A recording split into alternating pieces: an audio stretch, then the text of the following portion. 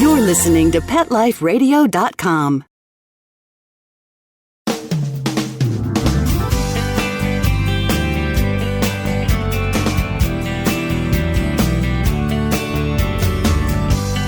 Hello and welcome to Working Like Dogs on Pet Life Radio. Thank you for joining us today. We're your hosts. My name is Marcy Davis, and my co-host is my trusty service dog, Whistle. And I don't know if you've heard or not, but the United States Post Office recently unveiled 4 new working dog stamps. And Whistle and I are so excited to have as our guest today Bill Glicker from the U.S. Postal Service Stamp Services, and he's the creative director there, and stamp artist John Thompson. And these gentlemen played a big role in the development of these new working dog stamps, and they're here today to tell us about them and how these stamps were created. So come right back after these quick messages from our sponsors as we welcome Bill Glicker and John Thompson to the show.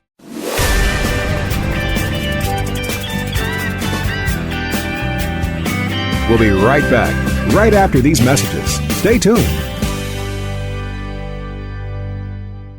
Buster, you're telling me my dog food products can't go on your shelves? That's right. Didn't pass one of my Petco certified nutrition checklists. Sorry, Wayne. Who made these checklists? Geniuses. Very smart guys. Well, it's good enough for most grocery stores. Do you see cheese puffs on my shelves? Mayonnaise? Soda pop? No. That's because I ain't running no grocery store, Wayne. Your pets will get better nutrition. I guarantee it. Petco, where the healthy pets go.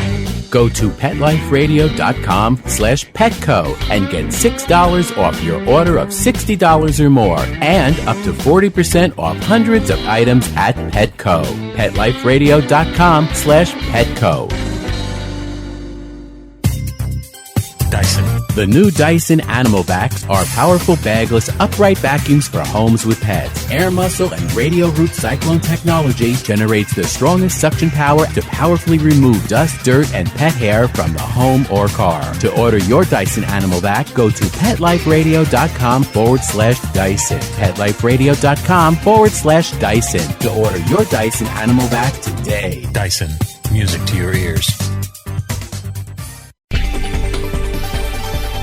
This year, Americans are expected to spend a jaw-dropping $36 billion on their pets. From lighted leashes to high-end spa products, the discriminating pet owner can find just about anything to pamper his or her pet.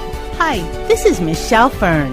Join me every week for Best Bets for Pets, where we'll talk about the latest pet products and talk to the companies that make them. Best Bets for Pets, every week, only on PetLifeRadio.com.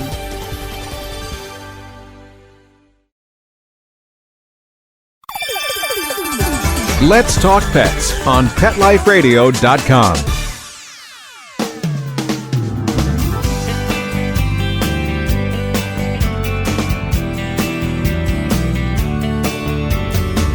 Welcome back to Working Like Dogs on Pet Life Radio.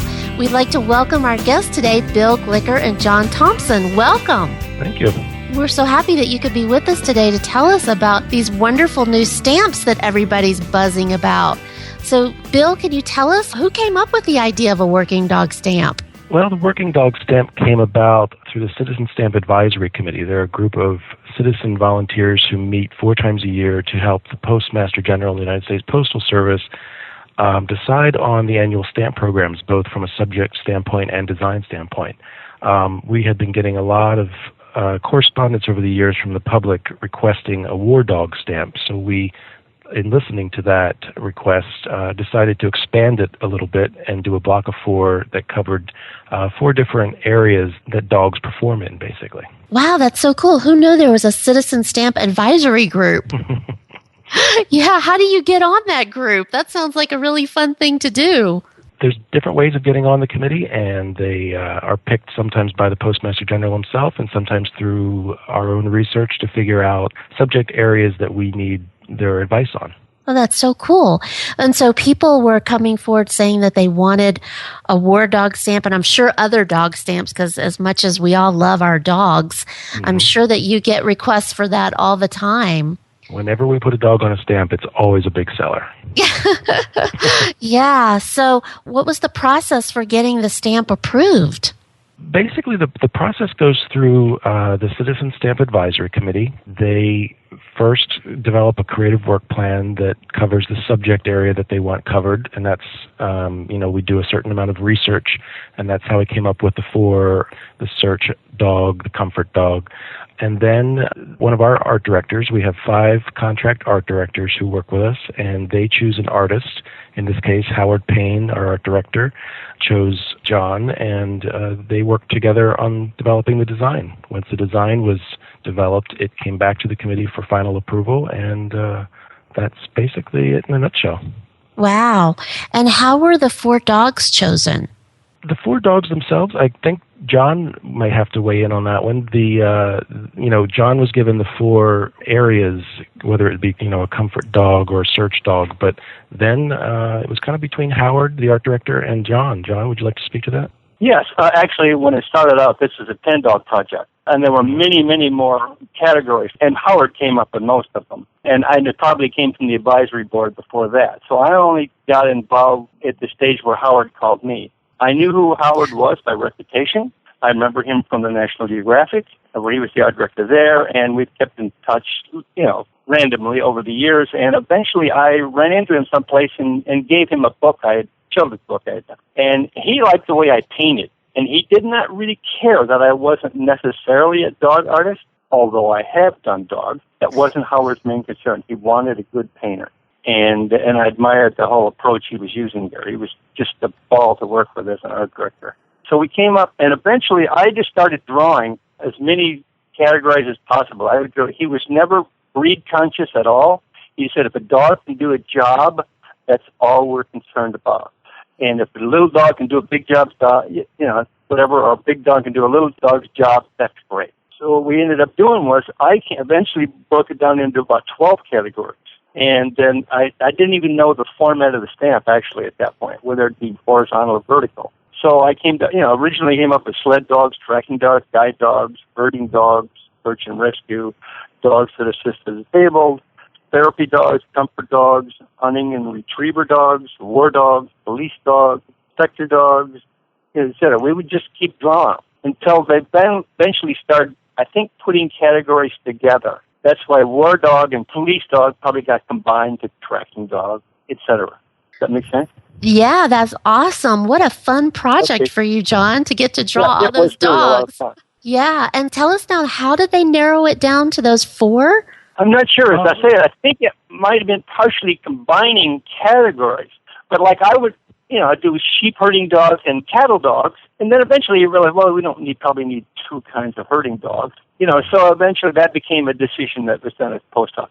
Well, it seems like Howard really had a huge impact, and that's so great that you already knew him and had that working relationship with him. Yeah, he's someone I mostly knew, as I say, by reputation. And, Howard is a major figure, I'm sure, at the Postal Service, and as well as he is in the world of illustration. John, when you were looking at doing the artwork, how did you develop the dogs? I mean, did you do it by dogs that you knew, or how did you go about doing that? Actually, it was a mixture of both. In a couple cases, like on the rescue dog, that's a real rescue dog that was involved in the search and rescue after 9/11. And then the guide dog, it was mostly the harness. That was the difficult part. So it was easier to actually find a blind person and use her dog. So in those 2 cases, I'm using the actual dog that did the job. And the other 2, on the comfort dog and on the war dog, I actually use friends' dogs. Like on the war dog, I used the friend's dog, a yellow lab, and then we found a soldier who'd been in Iraq. And although he hadn't worked with dogs that much in Iraq, he had witnessed it a lot. So he was pretty familiar with what to do. So he already had the uniform, the boots, everything. And so we just went out and kind of reenacted it. And on the comfort dog, that was a riot because I would try any number of dogs to be a comfort dog. My own dog, which was a Bichon Frise, I tried her. And then I eventually ended up with a Welsh Springer Spaniel. And, he was a wonderful dog. And we actually reenacted that one with the dog and my mother-in-law. So she became the lady on the stamp, and the dog was actually my brother and sister-in-law's dog. Wow. So I had a combination of model dogs and real dogs. Yeah, how fun, and what wonderful keepsakes of having those personal pieces in there. That's really nice. Those poor dogs actually were immortalized. Those are real dogs. Yeah, that's wonderful. I love that and love the 4 working dogs that were chosen. I mean, those represent so much of the wonderful jobs that dogs do every day. That's so cool. So how long did it take you to create all of this? When did you start? It's funny because I had to start thinking back on it, the way it approached, and I don't think I realized it until I started thinking. This probably took a year to do this project. That's pretty quick for all this. Yeah, first I went out and made a lot, like hundreds of drawings. They kept doing it. Then I would submit things to Howard, and they would keep going back and forth, and then the committee would narrow it down, and then we got researchers involved to help us with other parts of it until we finally came down to actually painting the stamps. Then I had to go down, refine my drawings, and then I made color comps, and then Howard would work up designs for the stamps, and then he would say, okay, we're going to need room for the numbers and the words, that kind of thing, and then I would do my drawing based on his layout. What a cool process. Is this the first time you've ever done a stamp, John? Yes, it is. Okay. And I think you said, Bill, that there are a group of artists that the post office contracts with? Well, art directors. We have 5 art directors that work under contract to the Postal Service, and then they go out and contract with artists.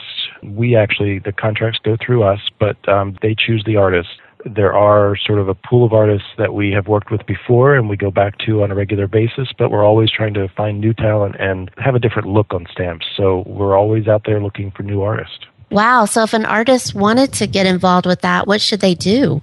They can, if they want to send in a portfolio to us, we can't return anything, but just so people would know that up front, but send it in to our offices, and I can give the address if you'd like. And, yeah, that'd be great. Please. Okay. It would come to Stamp Design, 475 L'Enfant Plaza, capital L, apostrophe, capital ENFANT Plaza, Southwest, room 3300, Washington, D.C., 20260-3501.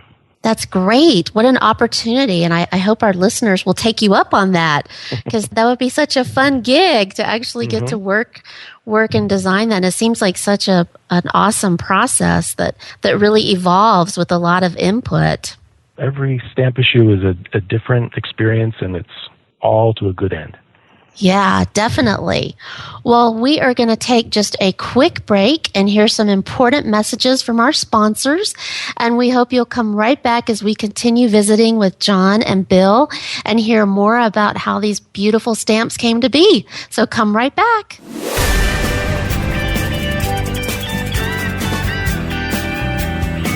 We'll be right back, right after these messages. Stay tuned.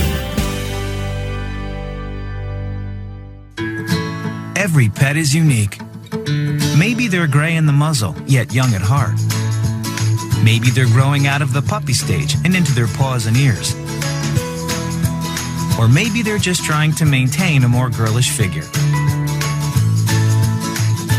At PetSmart, we have the right food for your pet at a great value for you.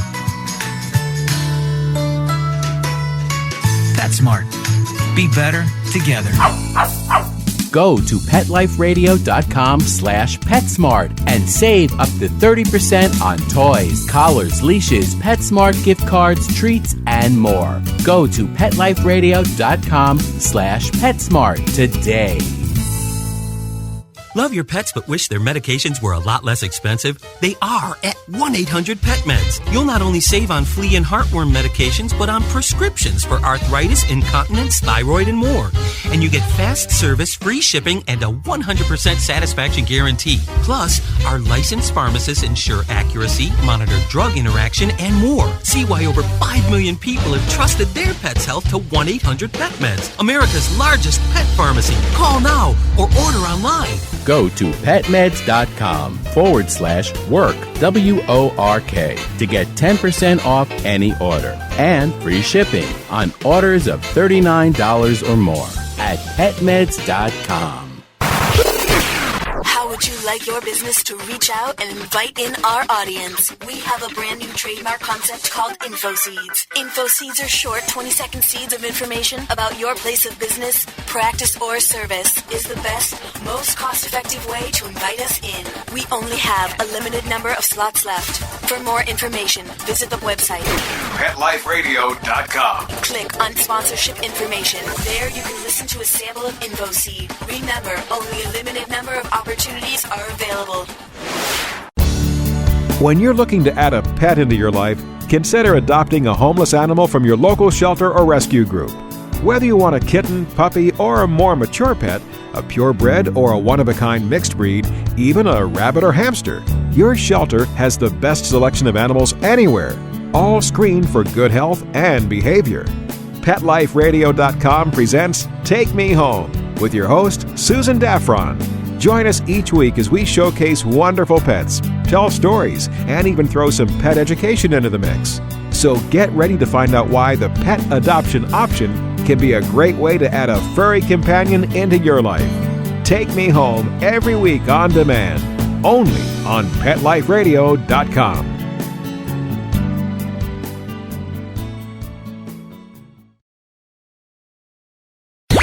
Let's talk pets. Let's talk pets On Pet Life Radio. Pet Life Radio. PetLifeRadio.com.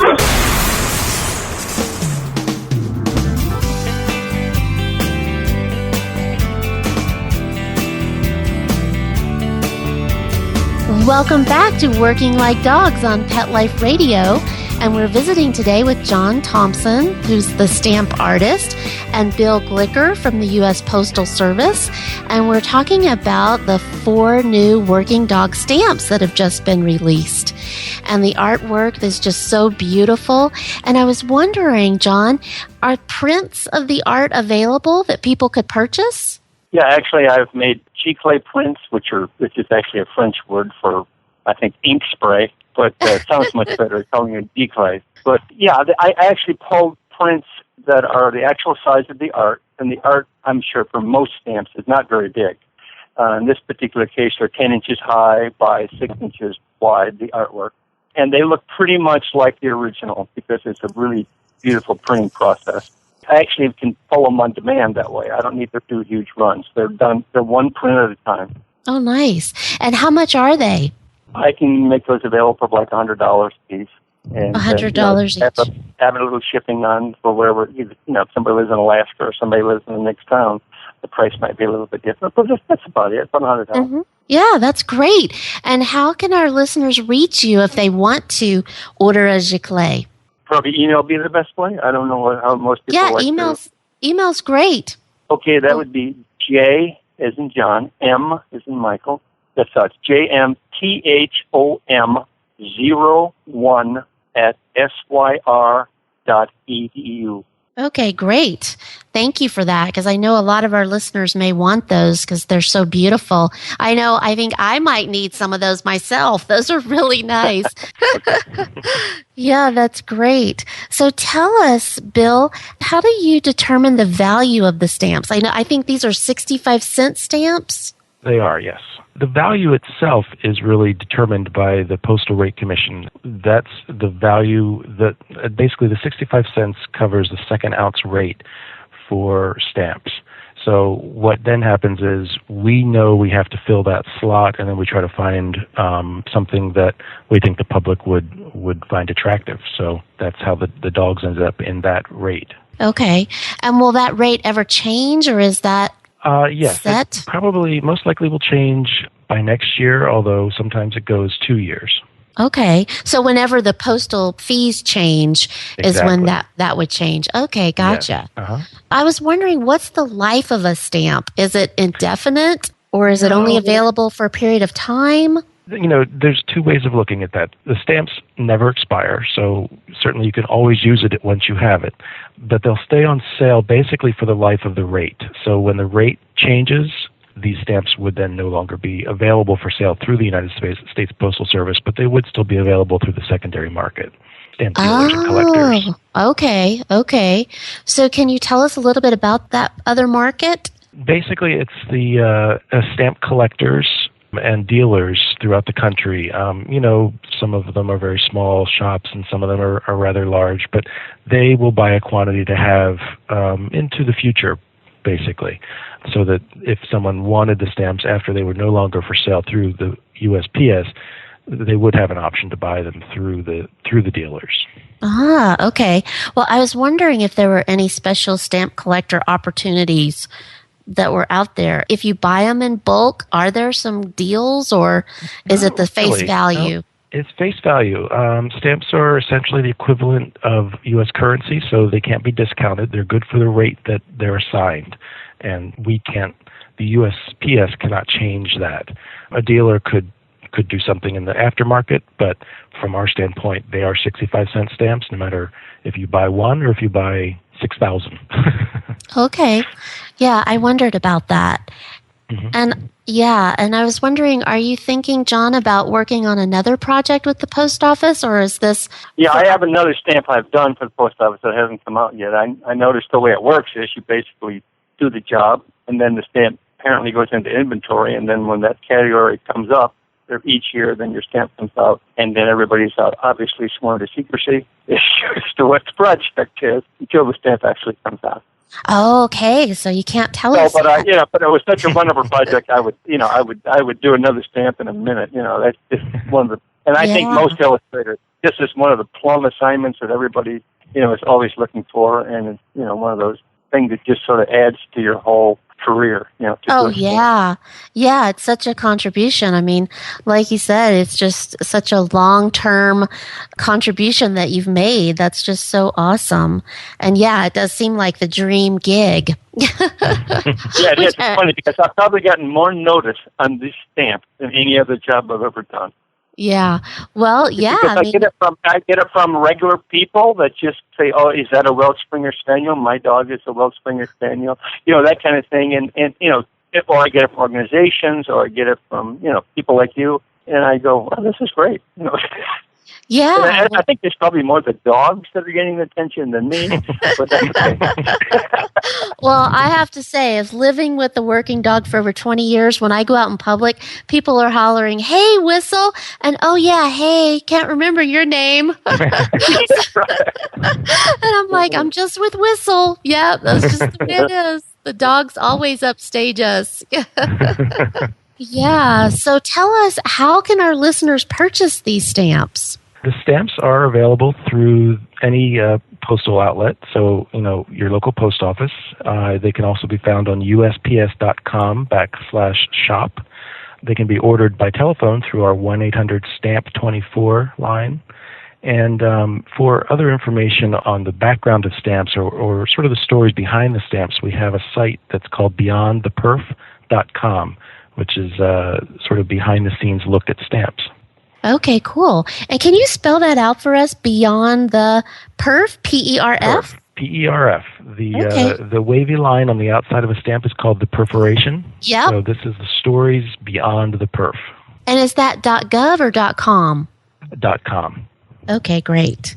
I know I always think when I purchase my stamps online that I should be doing USPS.gov, but it's USPS.com. Either will work, actually. Yeah, oh, good. Well, are there any other working dog stamps in the works, or is it too secret that you can't tell us? Well, we don't reveal what's coming up in future years, but I can tell you right at the moment there isn't a specific plan for working dogs, but with the popularity of dogs, there are definitely dogs coming in the future. Yeah.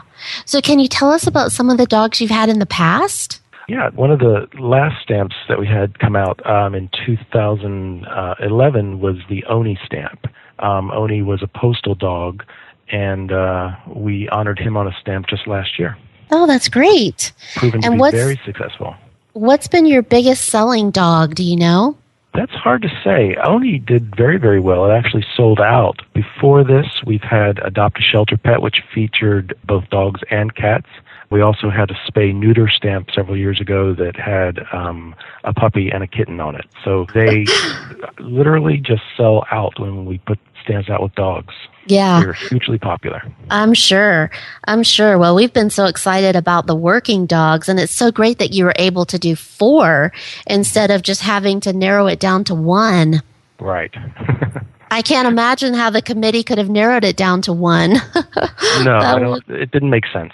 Yeah. Dogs are just too well loved. Yes, they are. Well, and the war dog, that's such a popular thing right now, or at least it's more in the news that people are hearing about the military dogs. And so I'm so glad that there was one that was designated as a war dog. Yes. Yeah, that's great. Well, and so John, you mentioned earlier that you had done a children's book. Do you want to tell us the name of that? Because I'm sure our listeners would love to check that out. Yeah, I've actually done several children's books, but the specific book it's called Freedom Like Sunlight, and it's called Praise Songs for Black Americans. And that is the book that I gave Howard. We ran into each other at the Norman Rockwell Museum. I was doing a workshop there, and he was putting together a show for National Geographic, and he loved the paintings so much. But that was, they're all portraits, and so that's the book. I've also done a book called The Flying Bed, about a magic bed that flies over Florence, and I've done a book called Christmas in the Big House, Christmas in the Quarters. That's a book about the last year after the Civil War and how everything would be different from that point, since there wouldn't be any paper anymore. Then what would happen? But what happened was the author went in and wrote down recipes and all the customs that took place. So I get involved mostly in books that are adults and children can read, more family books. Yeah, that's wonderful. I mean, what a diverse topic area. I mean, that's really wonderful. And do you have a website, John, where our listeners could go to get these? Yeah, JohnThompson-artist.com. Okay, great. So JohnThompson-artist.com, because we definitely want to make there's a lot of people named John Thompson. And if you just put John Thompson in, you're going to get basketball coaches and everything else. Well, and we want John Thompson the artist. Okay, great. Yeah, and you're going to find there are many John Thompson artists as well. So be patient. Okay. Well, that's wonderful. It sounds like you have quite the body of work that I'm sure our listeners are going to want to check out. Great. Thank you. Yeah, that's great. Well, we certainly appreciate you two being with us today, and I've learned a lot about the post office and how it works. And I have one last question for you, Bill, and that is, if someone wants to suggest an idea for a stamp, how do they do that with that Citizens Advisory Group? Yes, they address it to the Citizen Stamp Advisory Committee, and then it's the same address that I gave you earlier, which is 475 L'Enfant Plaza, Southwest, room 3300, Washington, D.C., 20260-3501. Okay, great. And so anybody could just submit an idea, or even could they submit, does it have to be like a little proposal? No, it just can be just an idea. We get petitions. We get over 40,000 suggestions a year. So we have a whole process for cataloging and keeping track of everything that comes in, and then ideas that meet the basic stamp criteria go before the Citizen Stamp Advisory Committee for consideration. That's great. Well, I know in the past, I actually worked with a group and we had a cancellation stamp. We requested that be created. Can you tell us what a cancellation stamp is and how that process would work? A cancellation is essentially a special cancellation. It might have a picture, it might not, and basically you would work with your local post office if you were having an event or something going on like that to see if they'd be willing to work with you, and they would have a special cancellation that had your event and the dates, and it would be available probably on that day or during your event if you had a multi-day event.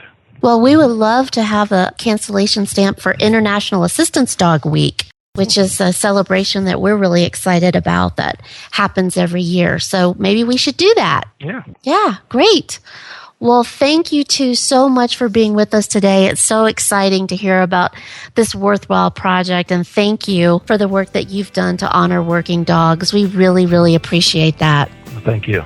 Thank you, Marcia. It's been a pleasure. Great. Well, we're so sorry that we're out of time, but we're so glad that you, our listeners, could be with us today. And we love hearing from you, so please keep those emails coming at Marcie, M-A-R-C-I-E, at PetLifeRadio.com. And we'll be sure to list some of these websites that our guests shared with you today so that you can get in touch with them. If you have any suggestions or want to move forward with a stamp creation of your own that you'd like to suggest, then we certainly encourage you to do that, and we'll make that information available. So thank you so much for being with us, and we look forward to you coming back real soon. Take good care. Let's Talk Pets, every week on demand, only on PetLifeRadio.com.